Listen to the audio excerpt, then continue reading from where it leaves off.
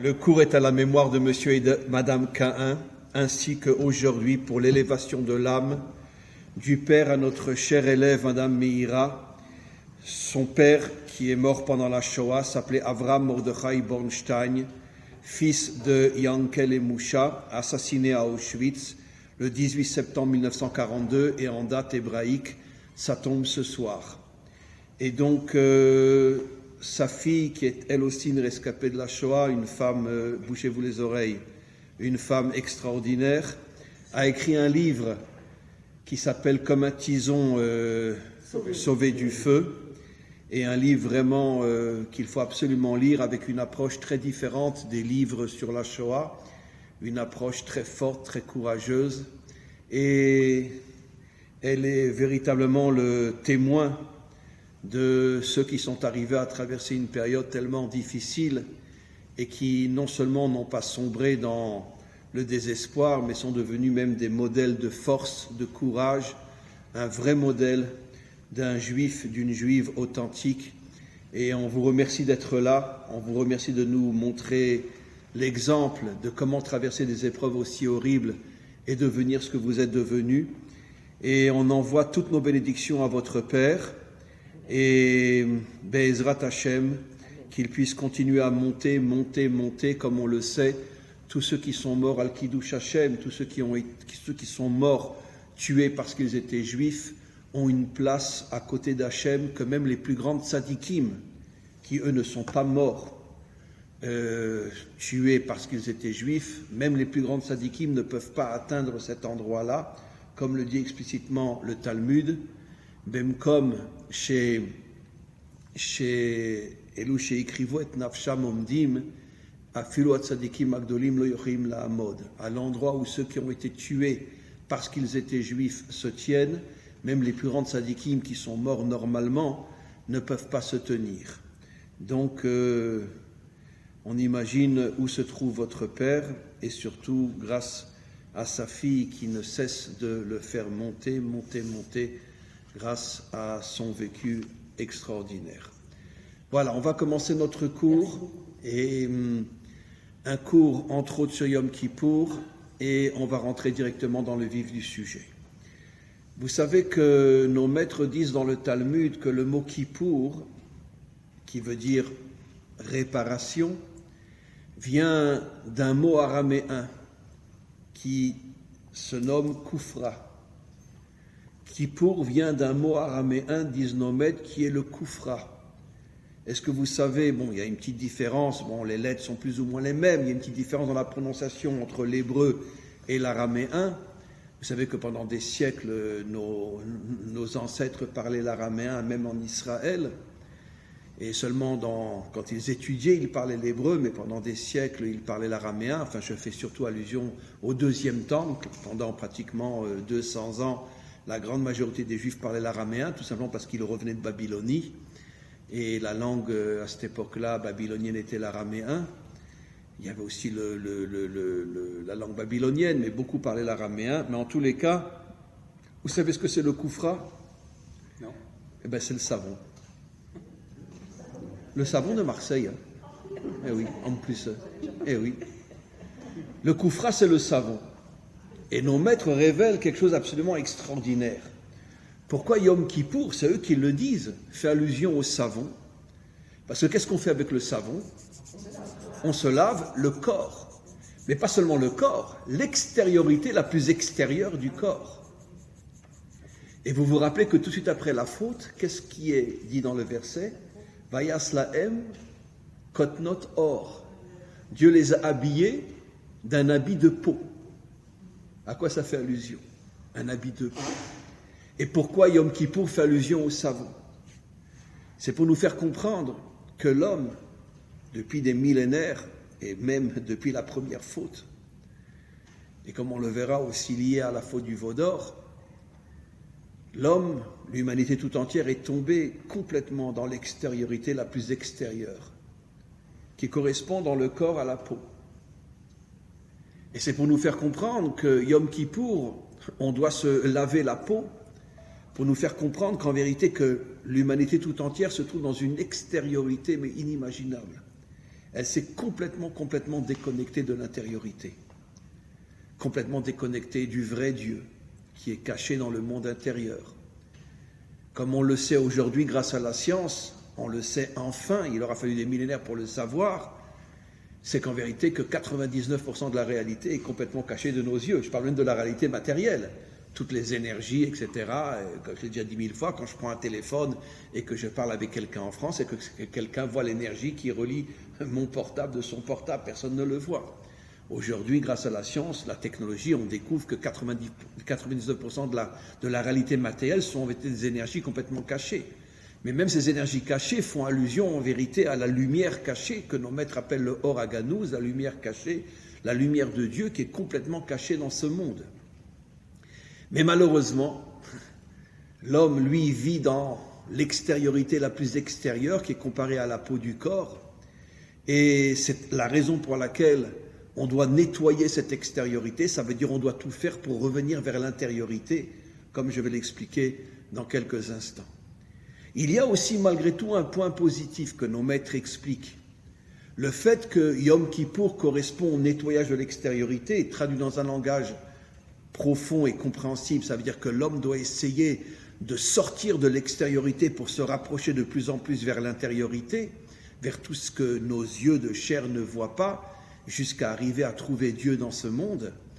Mais il y a aussi une autre explication que nos maîtres donnent qui est très encourageante, c'est que toutes les fautes que nous faisons n'atteignent que notre extériorité, mais non notre intériorité. Notre intériorité ne peut pas être attaquée par les fautes, ne peut pas être abîmée par les fautes. Qu'est-ce que font les fautes? Elles nous tirent de notre monde intérieur et nous poussent et nous amènent vers le monde extérieur. Plus un homme faute, et plus il sombre dans l'extériorité la plus extérieure. Le fric, la corruption, les femmes, machin, etc. Je parle pour un homme, etc. Ça veut dire que vraiment, que le plaisir des yeux, que le plaisir de la chair. Et ça, c'est ce que fait la faute.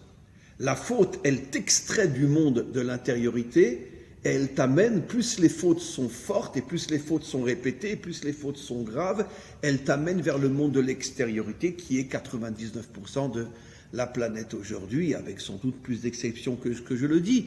Mais d'une certaine manière, aujourd'hui, l'homme vit pour quoi? Pour ses intérêts personnels, l'argent, le plaisir, etc., etc., etc.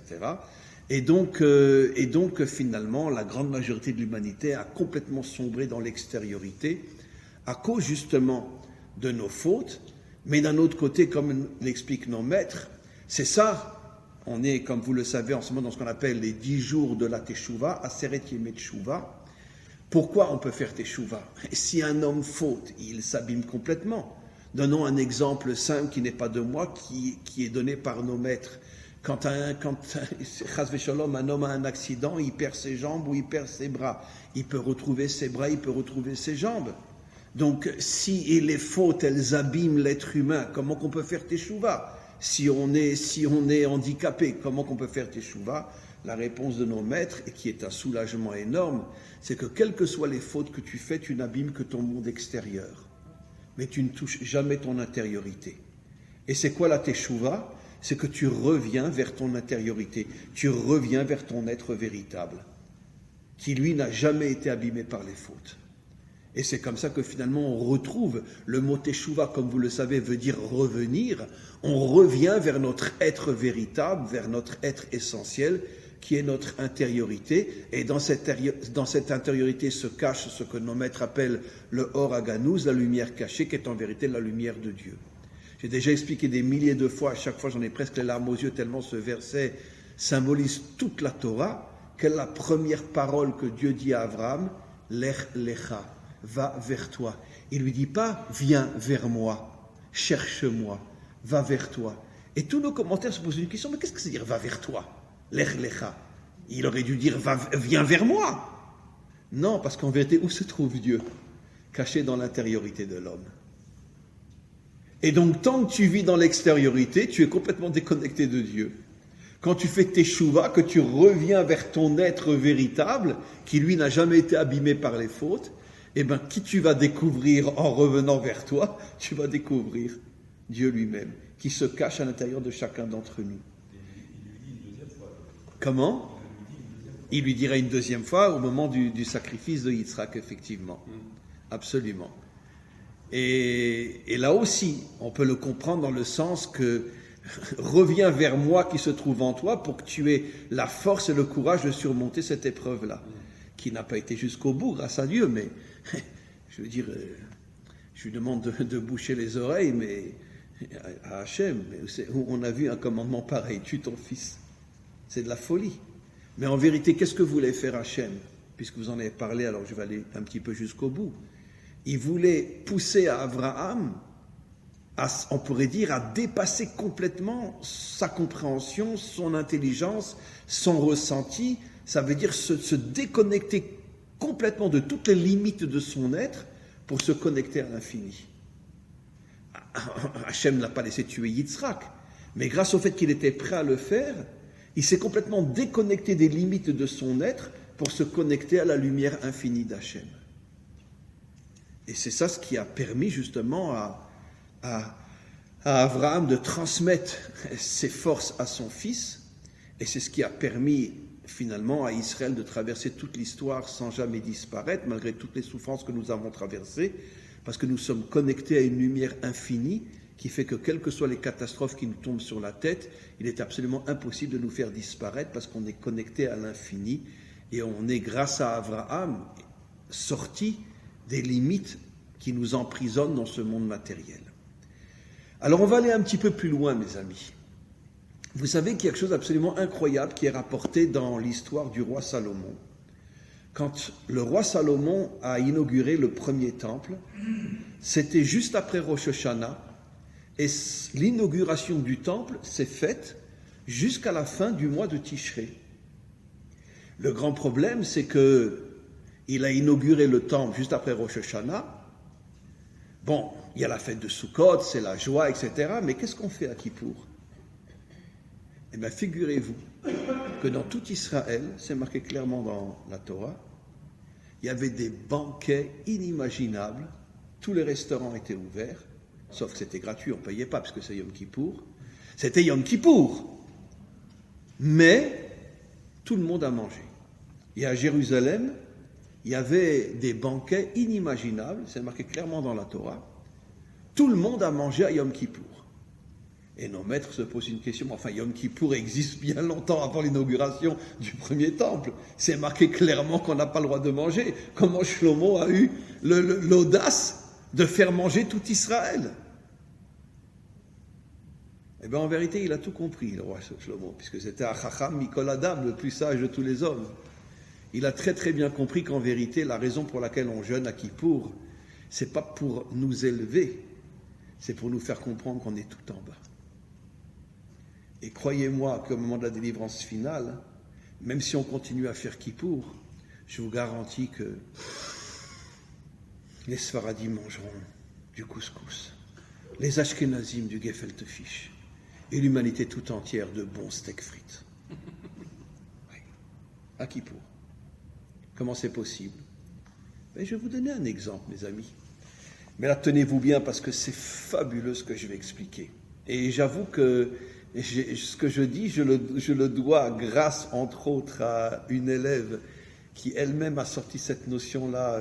Dafka, hier, j'avais un cours, et Dafka, une élève non juive, qui m'a dit quelque chose d'absolument incroyable. Et c'est une partie de mon cours d'aujourd'hui.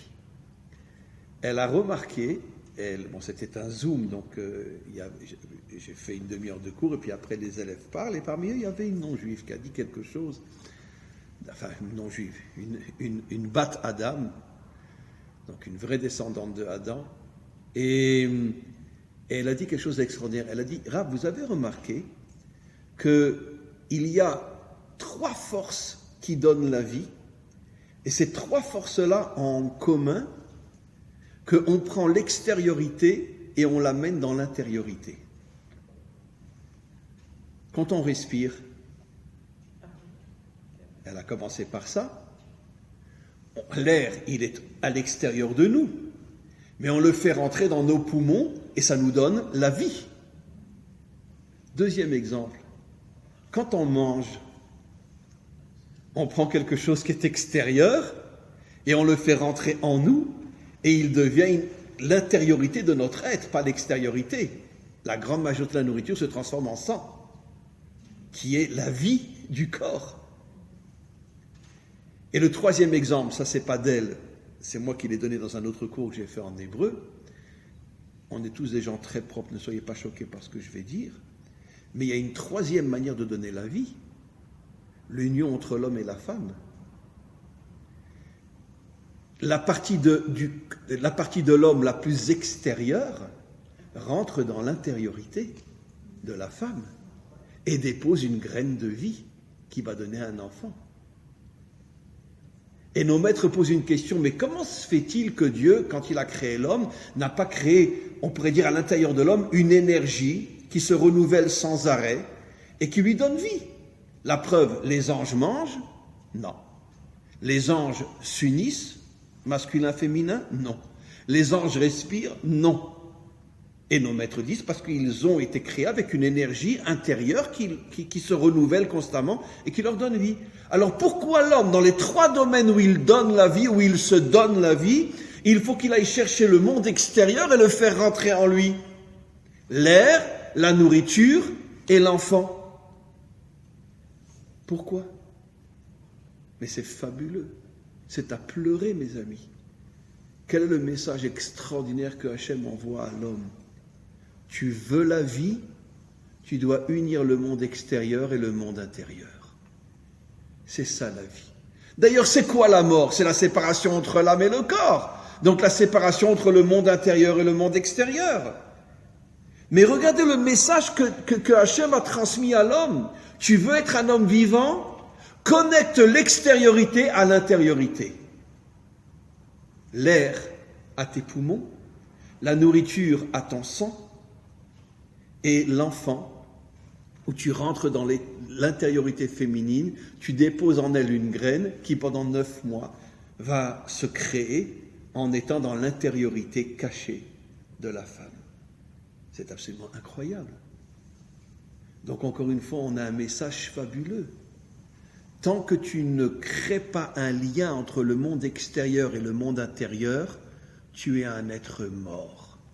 Tu n'es pas vivant. C'est pour ça qu'aujourd'hui, 99% de l'humanité est morte.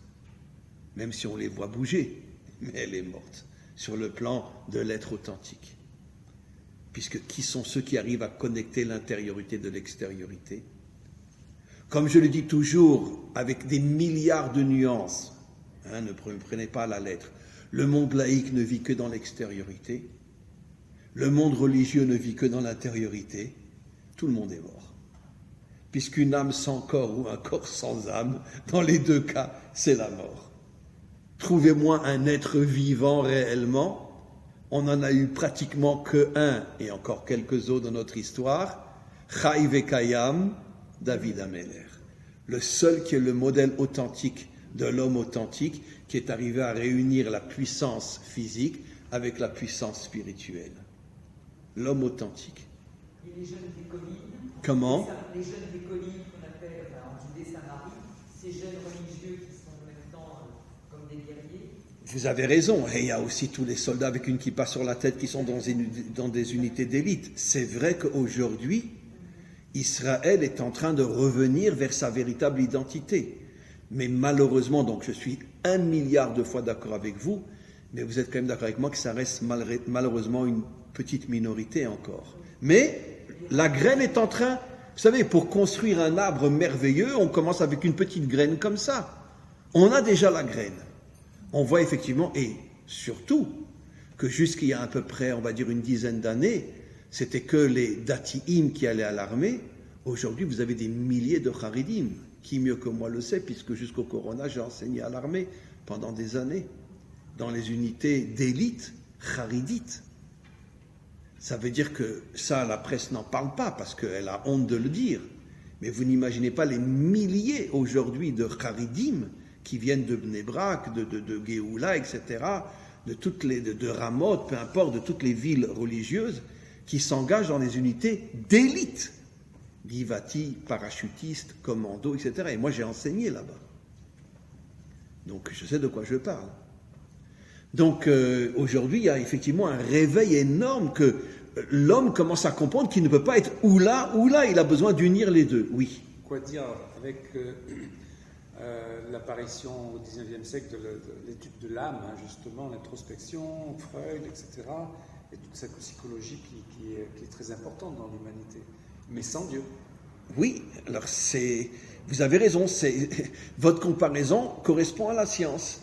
La science découvre que l'essentiel de la réalité est caché, mais elle refuse pour l'instant encore d'aller plus loin et de reconnaître que derrière toutes ces forces cachées se trouve la lumière d'Hachem. Mais malgré tout, vous avez raison. Consciemment ou non, l'humanité est en train de revenir vers l'intériorité. Vous avez raison.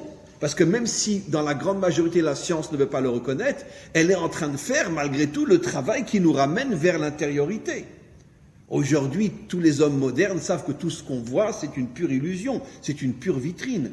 La réalité, c'est pas le mur qui est devant moi, c'est tout ce qui est caché derrière. Donc, on est en chemin vers la délivrance finale, puisqu'on est à la fin du 6e millénaire, et d'après notre tradition, c'est à la fin du 6e millénaire que le Mashiach va se dévoiler, et qu'il va ramener l'humanité tout entière à l'intériorité, ou plutôt la connexion entre l'extériorité et l'intériorité. Donc là, on a vu quelque chose d'absolument incroyable. Les 3 sources de vie, c'est l'union entre l'extériorité et l'intériorité. Oui. Simplement pour dire, Freud était un grand scientifique, mais il était caractérisé comme un juif sans Dieu. Qui? Freud. Ah oui, ben c'est sûr, bien sûr. Il restait juif. Comme Spinoza. De lui qui serait toujours juif. Oui. Mais clairement, mais même plus loin que ça, il s'est pris pour Moïse dans son dernier livre, Moïse et le monothéisme. C'est un livre terrible. Enfin, il y a plein d'incohérences, il y a plein de. Freud était allemand. Oui. Autrichien, oui. Oui, autrichien, allemand, oui. Ben, les 2 pays qui ont le plus ouvert leurs portes aux Juifs, c'était l'Autriche et l'Allemagne. Et au bout de quelques décennies, ça s'est retourné contre les Juifs. Pourquoi? Parce qu'il n'y a pas un pays où ils se sont plus assimilés qu'en Allemagne et en Autriche. Et Freud, qui finalement a étudié les pulsions humaines, il a fallu que sa fille soit arrêtée par les nazis pour qu'il quitte Vienne. Il a fallu que sa fille soit arrêtée, ensuite elle a été libérée. Oui. C'était incroyable. Il a étudié les pulsions humaines, il n'a pas bien compris ce qui s'est passé. Oui. Il a fallu qu'un membre de sa famille soit arrêté pour qu'il se sauve. Oui, oui, c'est vraiment incroyable. Alors on va continuer, mes amis. Donc maintenant vous allez comprendre pourquoi, en vérité, c'est une catastrophe qu'on jeûne à Kippour. D'accord? Une catastrophe. Mais qu'est-ce qu'Hachem est en train de nous dire? Ben, comme vous n'êtes pas foutus depuis des millénaires de lier le monde extérieur au monde intérieur, alors jeûnez pour vous prouver que vous êtes des incapables. Ouais, je vais me faire descendre, mais c'est pas grave. Mais j'ai raison. Moi, je ne dis que la vérité. Et pourquoi le roi Salomon, il a osé aller contre la Torah et faire manger tout Israël le jour de Kippour? Mais parce qu'il a considéré le jour de l'inauguration du temple. Et c'est quoi le temple? Le lien entre le monde caché et le monde visible, le lien entre le monde d'en haut et le monde d'en bas. Donc c'est pour ça qu'il a fait manger tout le monde, puisque nous sommes arrivés à relier le monde d'en haut du monde d'en bas, le monde caché du monde visible. Évidemment qu'on va faire Kippour, mais on va manger, parce qu'on est arrivé à réunir le monde visible au monde invisible. Donc qu'est-ce que ça veut dire qu'on va manger? On va prendre le monde visible et on va le faire rentrer dans notre monde invisible. Oui, mais quand même, il y a eu Rosh Hashanah avant où on a vraiment mangé. On n'a pas mangé n'importe quoi. Le plateau du Seder avec les brachot. Là, on fait déjà l'acte de manger pour Rosh Hashanah au moment de la Vous avez raison. Donc, pourquoi répéter à Yom Kippour ce qu'on a déjà fait? Je vais vous expliquer, parce que comme Yom Kippour est le jour de la Teshuvah, oui. Hachem nous envoie un remès comme quoi, d'accord, notre Teshuvah, elle est complètement bidon. Et c'est pour ça qu'il nous interdit de manger. Je vais vous le prouver. Vous savez ce que nos maîtres disent dans le Talmud, dans Masechet, qui parle du Nazir? Vous savez qu'un Nazir, il prend sur lui au minimum pendant 30 jours de ne pas boire du vin et de ne pas manger de raisin, etc. Et vous savez que quand il termine sa période de Nazir, il doit apporter entre autres un korban, un sacrifice, qui est un khatat, pour réparer ses fautes. Et nos maîtres posent la question. Mais pourquoi il doit apporter un khatat? Il n'a pas fauté pendant ces 30 jours. nos maîtres nous disent, comme il s'est privé de boire du vin, il doit demander pardon à Hachem.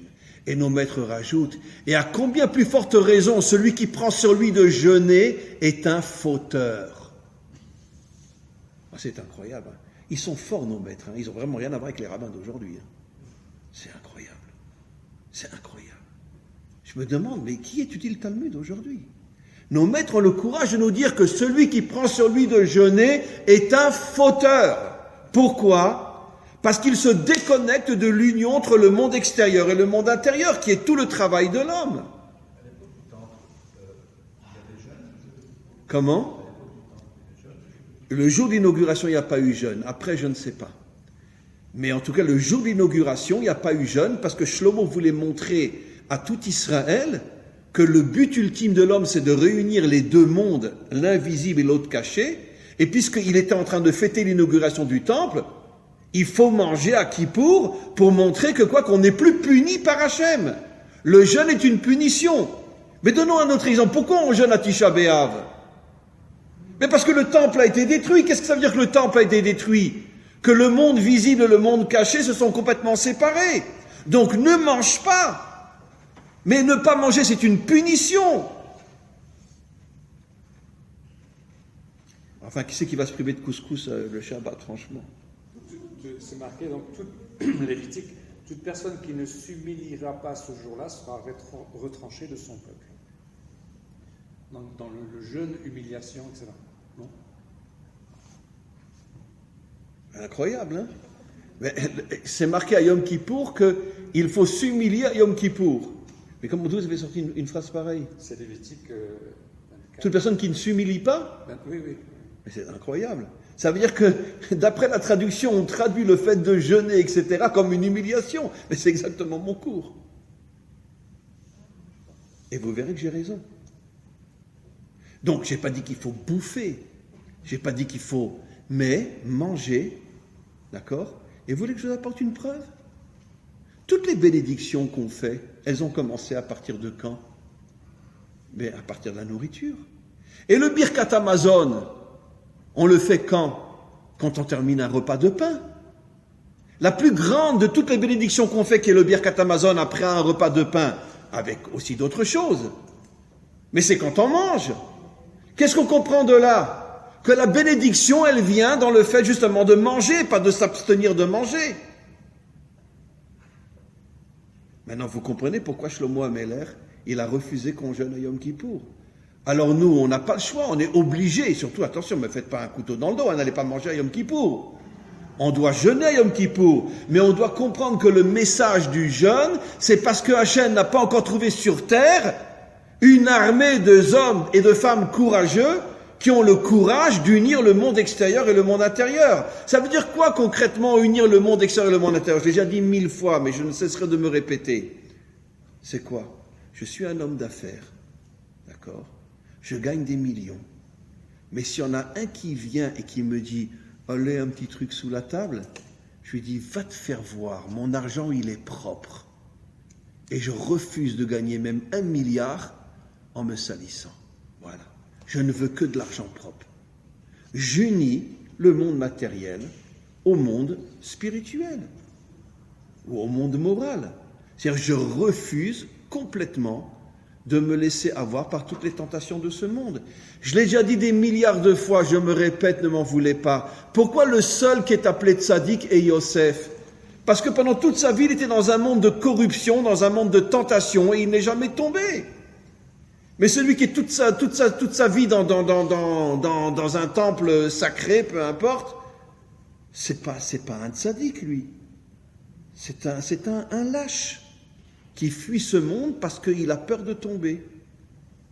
Au lieu de chercher en lui toutes les forces qui sont en lui et d'être plus fort que ce monde.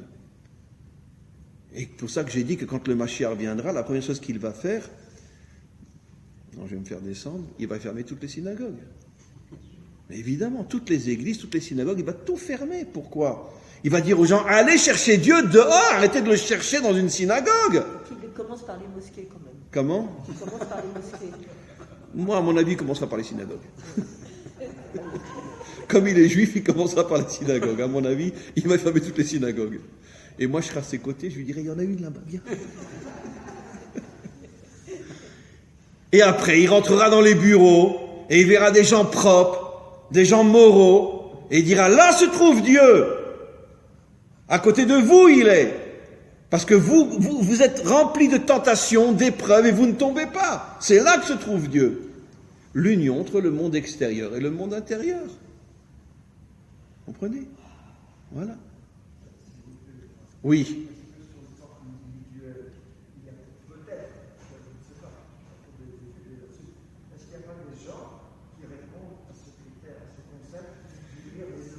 Oui, mais je pense qu'il y en a très très peu, sincèrement.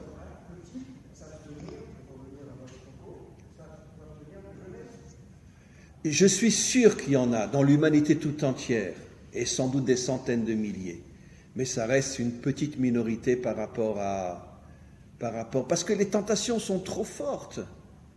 Et vous gagnez 2000 € par mois. On vient vous faire un deal, allez, 10 000 € si tu acceptes de signer. Qui va refuser? 2000 €, c'est pas grand-chose. Et on te propose 10 000 €, 15 000 €, 50 000 €. Si tu allais, on veut ta signature là pour pouvoir faire, etc. Qui va résister à une chose pareille? Qui va résister à une chose pareille? C'est très dur. Vous comprenez? Je ne dis pas qu'il n'y en a pas. Grâce à Dieu, sinon le monde aurait été détruit depuis longtemps. Il y a des hommes et des femmes authentiques partout dans le monde. 50 justes. Comment? Pardon, 10 Non, justes. 36 justes, on dit. Ah, d'accord. 36 justes. Oui, mais ça, c'est des justes vraiment à un niveau incroyable. Mais des hommes bien et moraux dans le monde, c'est sûr qu'il y en a. Mais on peut les compter malgré tout sur les 10 doigts de la main. Et toute la révolution du Mashiach, ça va être de transformer toute l'humanité en étant occupés à réparer ce monde matériel, tout en étant des gens moraux et des gens propres. Alors il nous reste maintenant encore une partie de ce cours. Et donc on a expliqué, je fais une conclusion et on va passer à la partie la plus importante de ce cours. On a expliqué que l'homme a été créé pour relier le monde extérieur au monde intérieur. Comme le disent nos maîtres, le monde matériel ne nous envoie que des allusions inimaginables que personne ne sait décrypter. Le fait qu'on mange, qu'on respire, qu'on fait des enfants, alors on ne se rend même pas compte que toute la vie est liée à l'union entre le monde extérieur et le monde intérieur. L'histoire du roi Salomon qui a refusé qu'on jeûne à Kippour parce qu'il a compris que le fait de jeûner était une allusion que nous envoyait Hachem pour nous dire qu'on est des nuls, qu'on n'est pas foutu de réunir les deux mondes et c'est pour ça qu'on jeûne. Et donc, on va aller plus loin. Alors, comment qu'on fait pour réunir le monde intérieur au monde extérieur? Et je vais vous poser une question. En vérité, c'est pas facile. Pourquoi? Parce que le monde intérieur est un monde caché, un monde... Dieu, on le voit, on le ressent, Franchement, même quand on prie, franchement, on le ressent, on le voit. Bon, je joue un peu la comédie. Mon Dieu, je t'aime. Très bien, mais... Ok, mais... Franchement. D'accord. Comment? Pas tellement. Pas tellement. Alors, il y a un problème. Comment voulez-vous que l'homme arrive à associer le monde visible et le monde invisible quand finalement le monde invisible qui est le monde de Dieu est un monde qui est complètement... On n'a aucune connexion avec lui. On n'a aucune connexion. Et puis là, je lui demande de se boucher les oreilles, mais en plus, je veux dire, il a un comportement qui dépasse notre entendement. Je veux dire, je ne comprends pas comment qu'il laisse à un papa de Daesh de couper une tête et de la jeter à ses enfants pour qu'ils jouent au football. Et on l'a vu, cette vidéo sur YouTube, elle a été censurée au bout de quelques heures, mais moi je l'ai vue. Il coupe la tête, il donne la tête à ses gosses et les gosses jouent au foot. Ben oui. Bon, heureusement, ils l'ont censuré après YouTube, mais ils ont quand même eu le culot de la laisser pendant quelques heures. Voilà. Alors, comment c'est possible? Mais où tu es? Et Mengele à Auschwitz, qui prenait des enfants, des femmes, et qui les ouvrait vivants, les dépeçait vivants, et faisait des expériences sur eux, etc. Sans anesthésie, sans rien, des gosses de 8 ans, des gosses de 7 ans, complètement ouverts. Où tu es? Donc, je peux comprendre que l'humanité s'éloigne de Dieu. Parce que même sans toutes les épreuves de ce monde, on ne le voit pas, on ne le ressent pas. Et à plus forte raison, avec toutes les difficultés qu'il y a dans ce monde, je peux comprendre qu'on s'éloigne de lui. Et malgré tout, l'homme a des excuses. Alors comment qu'on fait pour réunir les deux mondes? En étudiant. Oui, vas-y, étudie. Oui. Non, j'étudie, moi. Hein. Mais en étudiant, oui, bien sûr. Oui. Il était une fois. Oui, en faisant du yoga. Moi, j'ai fait du zen dans ma jeunesse. Putain, j'ai fait du zen pendant plusieurs années. Et bon, j'étais très jeune, mais j'ai fait du zen. Et on apprenait à la respirer. Et puis quand on arrivait à un certain niveau de respiration, le maître passait derrière avec un morceau de bois et il nous tapait sur l'épaule, ici. Comme ça. Ouais. Je ne sais pas pourquoi, d'ailleurs, je n'ai pas compris pourquoi, mais en tout cas, il nous tapait sur l'épaule. Et bon, très bien. Alors, en vérité, Hachem, il a fait un cadeau incroyable à l'homme. Un cadeau incroyable pour l'aider à rentrer à nouveau dans l'intériorité. Ce cadeau, c'est quoi? Évidemment, les hommes jamais l'admettront. Les femmes ne le savent pas non plus. C'est quoi le plus beau cadeau qu'Hachem a fait à l'homme? Eh bien, la femme. Ah oui, non, mais les femmes ne le savent pas, ça. Je vais expliquer pourquoi. Non. Mais évidemment. Comment le roi Salomon décrit la femme? Comment il la décrit? Non. Oui, il dit qu'elle représente l'intériorité. Comment? Bat Meler Pnima. Elle est la fille du roi, le roi c'est Hachem, Pnima, parce qu'elle représente l'intériorité. La femme représente l'intériorité. Enfin, il était une fois. Parce que depuis la première faute, la femme est complètement tombée jusqu'à aujourd'hui. Il y a des exceptions, vous inquiétez pas. Mais il y a des exceptions. Mais... Surtout pas. Hein? Elle a fait vous un homme, non? Certainement pas. Si vous saviez l'année que j'ai passée, croyez-moi que ça n'a pas été de la tarte. Hein. Bon. Alors, pourquoi la femme représente l'intériorité? Pourquoi? Comme le dit le roi Salomon, Bat Meler Pnima, elle représente le monde intérieur. La tsniout, la pudeur, elle est sur l'homme ou sur la femme? Sur la femme. Pourquoi? Quel est le véritable secret de la tsniout? Pourquoi? À cause de ces bandits d'hommes qui ne veulent pas que la femme soit vue par d'autres yeux? Mais pas du tout. Mais parce que pour pouvoir garder son intériorité, pour pouvoir préserver son intériorité. Parce que si la femme a un comportement tsanoua, automatiquement elle rentre encore plus à l'intérieur de son être profond, qui est son essence véritable, et elle préserve son intériorité. Justement. Pourquoi l'homme n'a pas un devoir de tsniout? Bon, je ne sais pas qu'il peut être tout nu, mais bon, il peut être en short, il peut être... même s'il se balade torse nu, personne ne va rien lui dire. Par contre, une femme torse nu, c'est déjà plus compliqué. Aujourd'hui, malheureusement pas, mais c'est déjà plus compliqué. Pourquoi? Comment?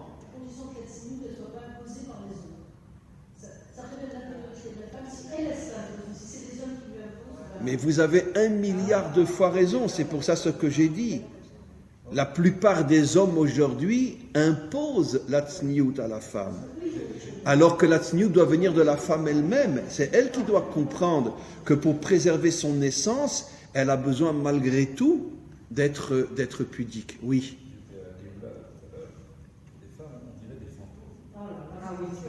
Certaines, celles qui sont complètement recouvertes. Oui, bon, ça reste une minorité, mais il y en a, oui.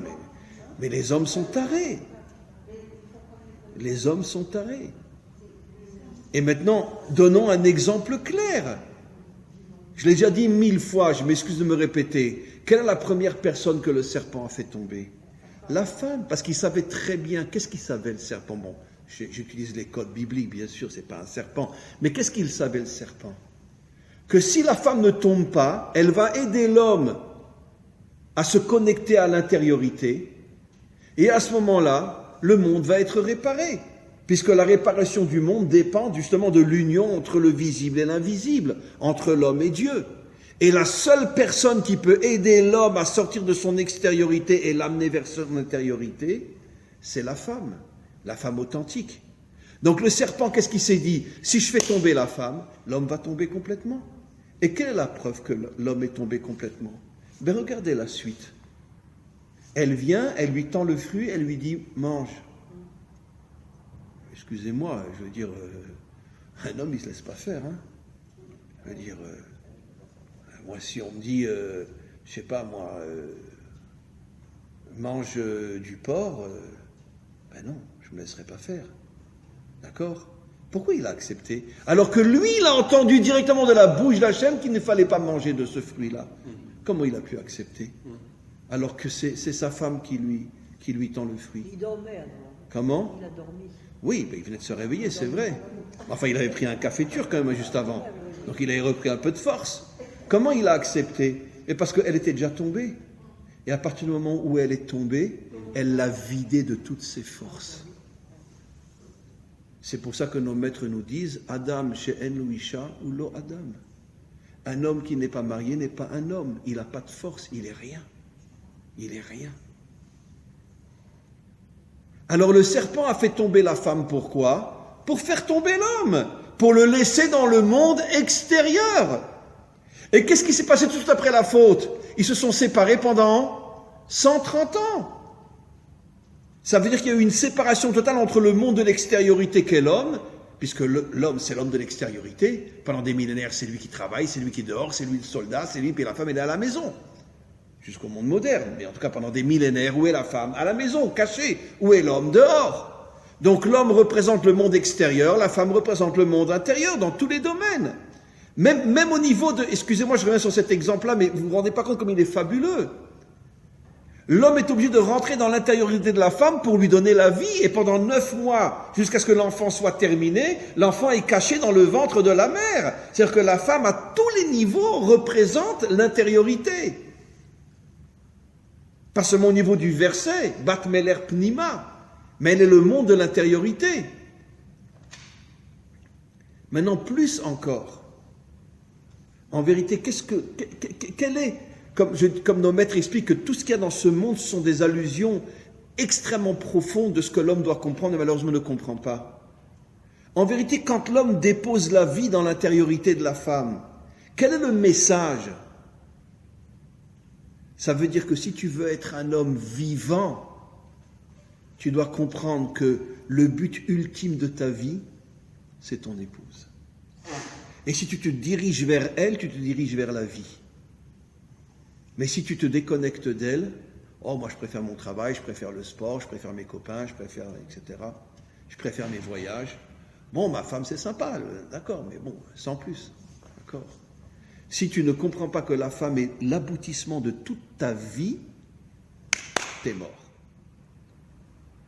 Comptez-moi sur les 10 doigts de la main les hommes qui comprennent ça sur terre. C'est pas évident. Que je n'ai été créé que pour aller vers elle. Et là, je trouve la vie. Tout le reste, c'est accessoire. Mon seul et unique but, c'est mon épouse. C'est pas évident, hein? Chez les Juifs comme dans le monde entier, trouvez-moi 10 qui ont compris ça. C'est pas évident du tout. Pas évident. D'accord? Moi, je gagne de l'argent, c'est mon fric. Moi, j'étudie la Torah, c'est la Torah. Ma femme, j'ai besoin, parce qu'il faut bien laver mon linge, il faut bien s'occuper des gosses, il faut bien faire à manger. Oh! Alors, je vais aller plus loin. Je vais aller plus loin. Pendant des millénaires, c'est quoi une femme? C'est une servante à la maison. Oui, mais... D'accord, très bien. On est au 21e siècle. Ok, attends, mais c'est pire. Et depuis la révolution de la femme elle est devenue quoi aujourd'hui? Un objet de plaisir. Ben, évidemment. Mais écoutez. Bon, que personne ne m'écoute, mais attendez, excusez-moi, hein, si je suis marié avec une femme depuis 30 ans, elle a quand même un petit peu changé, hein. Et si j'ai du fric, je vais me payer une fille de 18 ans, excusez-moi, hein. Bon, je ne vais pas dire ce que je pense. Non, non, mais c'est comme ça, c'est la vérité vraie. D'accord? C'est la vérité vraie. 99% des hommes, ils vont pas rester toute leur vie avec une femme qui a 50 ans, 60 ans et plus. S'ils n'ont pas compris que c'est le but de sa vie authentique. Et s'ils ont les moyens, surtout quand ils sont en voyage, excusez-moi, hein, et je sais de quoi je parle. Parce que combien j'ai d'élèves qui me l'ont dit. Et même avec une kippa sur la tête, excusez-moi.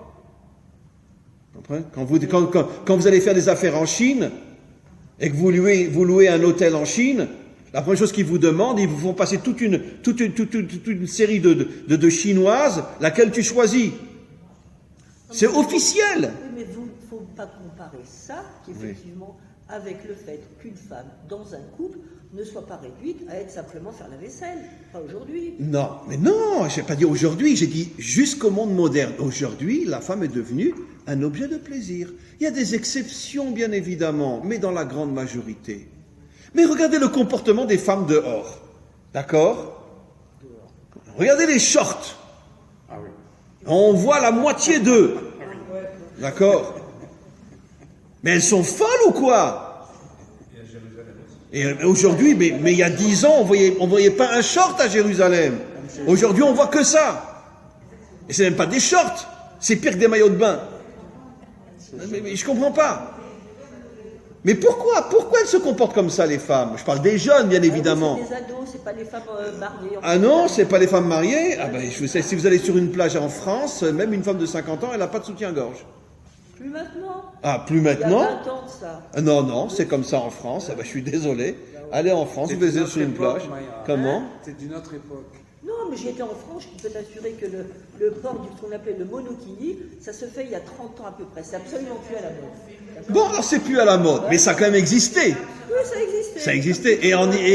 Et dans le monde entier, il y a des plages de nudistes, y compris en Israël. En bord de mer à Tel Aviv, on voit tous les formats. C'est effroyable. Non, mais de toute façon, il a 100% raison. Allez sur une plage à Tel Aviv. Derrière, il n'y a rien. D'accord? Et en haut, c'est tellement bas qu'on voit tout. Donc, je veux dire, mais ça veut dire quoi? Encore une fois, les filles de 15, 16, 17, 18 ans, pas les femmes matures, adolescentes. 30, 40 encore. Après, peut-être moins, mais 30, 40 encore. Il faut qu'elles surveillent leur monde, pour pas discuter. Bon, de toute façon, j'accepte la discussion, mais quoi qu'il en soit, la femme aujourd'hui, dans sa grande majorité, est tombée dans le piège d'être soumise au regard des autres, pour plaire, pour séduire, pour... voilà. Ça veut dire que pendant des millénaires, elle était la servante de la maison. Aujourd'hui, elle est l'objet de plaisir. Allez demander aux talibans. Comment? Allez demander aux talibans, qui sont complètement maintenant... il n'y a plus rien de visible même d'un visage. Ah, mais vous ne savez pas quelle a vraie raison. Exactement ce que... Oui. Celle qui est derrière vous a dit tout à l'heure.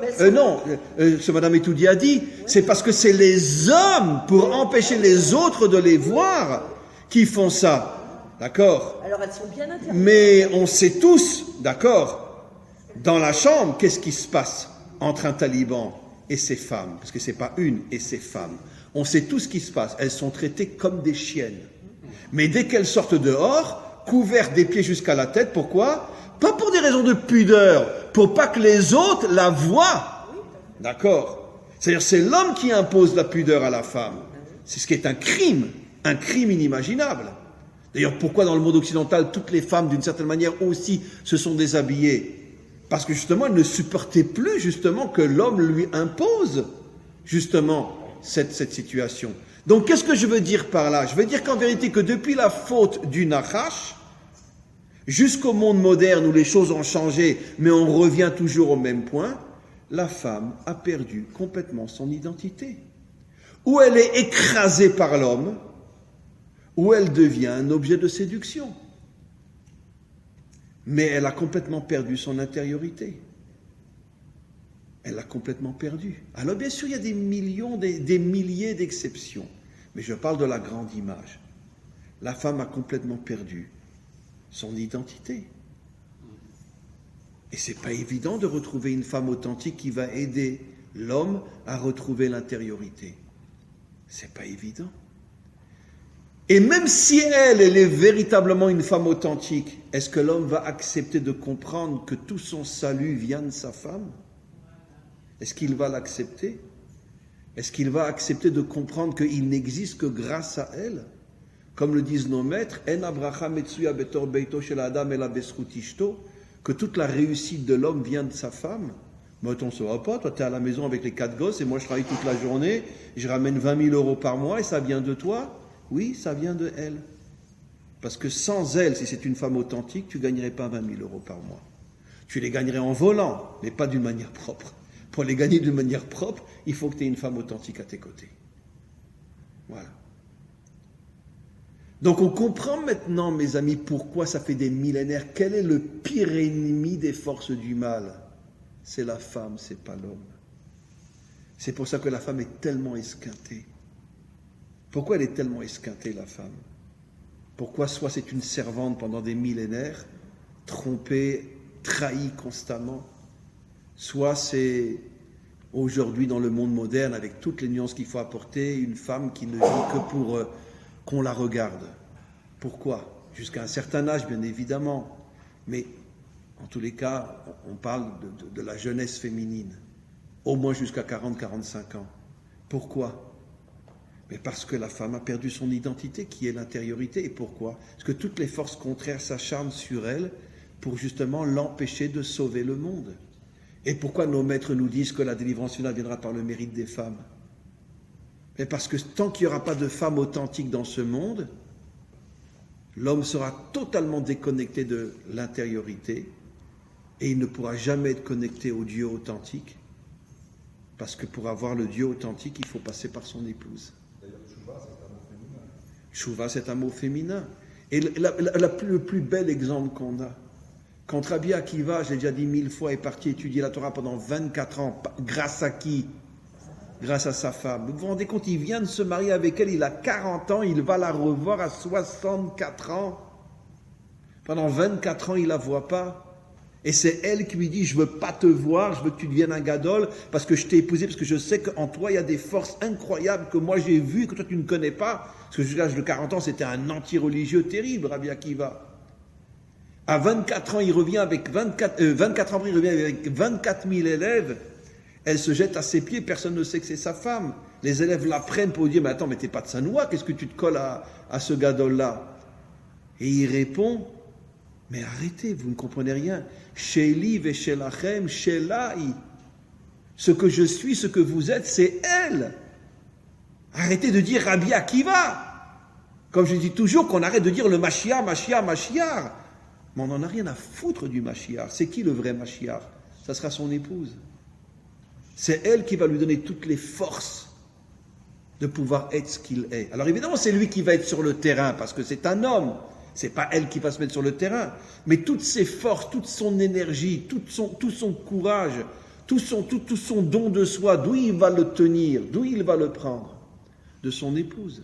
C'est-à-dire que le vrai Mashiach, en vérité, c'est pas un homme, c'est une femme. Pourquoi? Parce que comme le dit le Hari Akadosh, Adam et Ève vont se réincarner dans le Mashiach et son épouse. Et comme celle qui est tombée la première était Chava, celle qui va tout faire pour sauver le monde va être Chava, qui va utiliser son mari comme une arme pour sauver le monde. Donc en vérité, c'est quoi la fête de Kippour? Vous comprenez maintenant pourquoi on ne mange pas à Kippour? D'accord? Parce que Dieu nous dit, vous êtes des tordus, alors ne mangez pas. Vous savez pourquoi on ne peut pas s'unir à sa femme à Yom Kippour? Parce que Dieu nous dit, vous êtes des tordus. D'accord? Alors vous unissez pas. Vous n'avez rien compris à l'union entre un homme et une femme. Tous les signes qu'on a, et je terminerai encore par le dernier et c'est fini, et donc, on ne mange pas parce qu'on est des tordus. On n'a pas le droit de s'unir à sa femme à Yom Kippour parce qu'on est des tordus. On n'a rien compris à l'union profonde entre un homme et une femme. Et la troisième chose qu'on fait à Kippour, on ne porte pas de vraies chaussures. Et pourquoi on ne porte pas de vraies chaussures? Parce que qui est comparé à la chaussure de l'homme? la femme. Pourquoi? Non, dans le bon sens, attention, non. Pourquoi? Qu'est-ce qui permet à un homme d'avancer, de marcher, d'aller? C'est ses chaussures. Eh bien, la femme, c'est la seule force qui permet à l'homme d'avancer dans la vie. Elle est comme ses chaussures.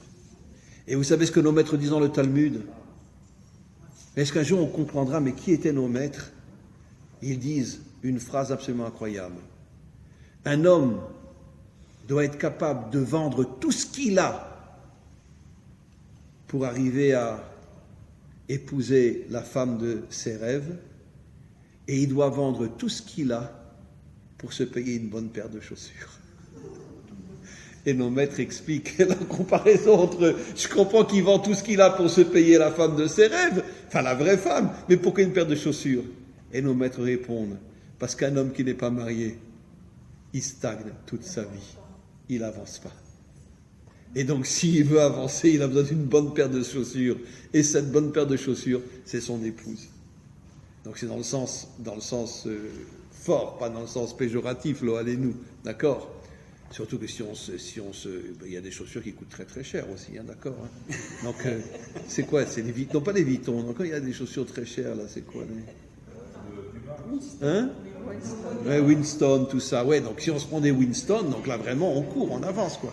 Voilà. Mais Yaakov, il avait deux femmes. Comment? Et là, plus les deux servantes.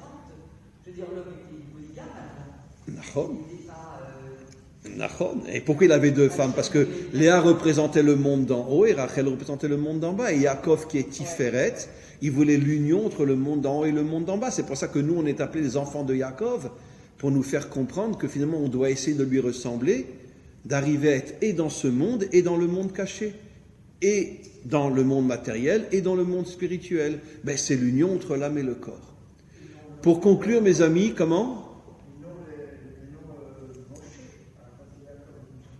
Comment? Oui, absolument. On est les enfants de Yaakov et pas les enfants de Moshe. On a reçu la Torah de Moshe. Mais notre modèle, c'est Yaakov, c'est pas Moshe. Oui? Ne peut-on pas dire que justement le Messie sera le second Adam, c'est-à-dire avant Ève? Il est masculin, féminin. C'est une excellente remarque. Avant la séparation, Adam était à la fois Zachar et Nekeva. Et donc on peut dire effectivement que le Mashiach, c'est l'union totale, la fusion totale entre la dimension masculine et la dimension féminine, c'est-à-dire la réunification du monde intérieur et du monde extérieur. Absolument. D'ailleurs, pour confirmer ce que notre ami dit, d'accord, maintenant ça me revient à la tête, le Zohar dit clairement que la Neshama du Mashiach, c'est une Neshama Nukva, une Neshama féminine. Nekeva veut dire féminine. Le Zohar dit clairement que le Mashiach aurait une Neshama féminine. Ça veut dire quoi une Neshama féminine? C'est quoi? Ça sera un... Mais non, ça sera un vrai guerrier. Mais il aura la dimension féminine à l'intérieur de son être.